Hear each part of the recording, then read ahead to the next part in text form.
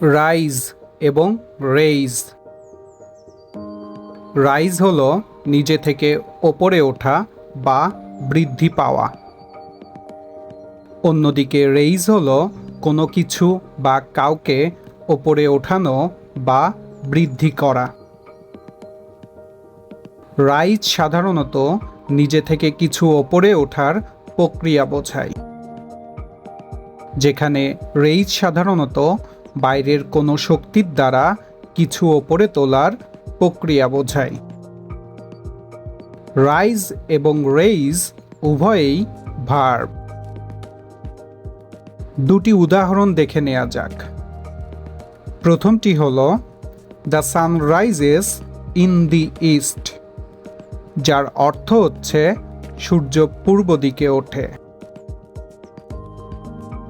পরেরটি হলো please raise your hand if you have a question, যার অর্থ হচ্ছে যদি তোমার কোনো প্রশ্ন থাকে তবে দয়া করে হাত তুলো।